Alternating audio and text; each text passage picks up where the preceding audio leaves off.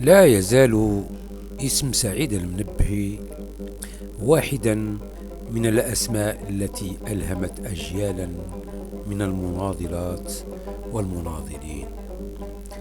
لا تزال سعيد المنبهي مرجعا لمرحلة كفاح وقف في وجه الشمولية والاستبداد بكافة عناوينه وبجميع تشكيلاته.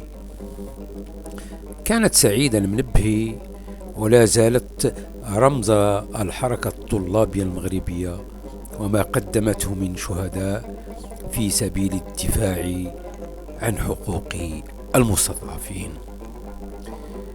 ولدت سعيد المنبهي في حي شعبي من مدينة مراكش في شهر أكتوبر من سنة 1952.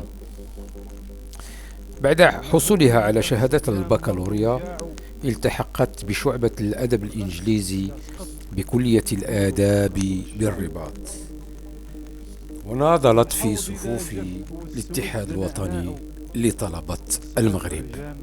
تخرجت بعد ذلك أستاذة بالسلك الأول. انخرطت سعاد المنبهي في صفوف الاتحاد المغربي للشغل وانضمت إلى منظمة إلى الأمام.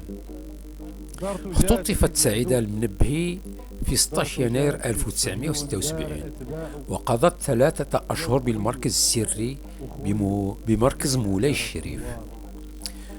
نقلت بعد ذلك في شهر مارس إلى السجن المدني بالدار البيضاء ليحكم عليها ب5 سنوات سجنا نافذا بتهم عديدة: المس بأمن الدولة وإهانة القضاء.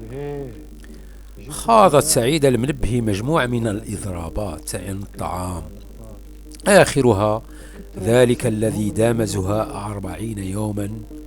نقلت من جرائه سعاد المنبهي إلى مستشفى ابن رشد بالدار البيضاء لتغادر الحياة يوم 11 دجنبر 1977 وهي في سن 25. كتبت سعاد المنبهي بدمها آخر قصيدة تحت عنوان: سأموت مناضلة.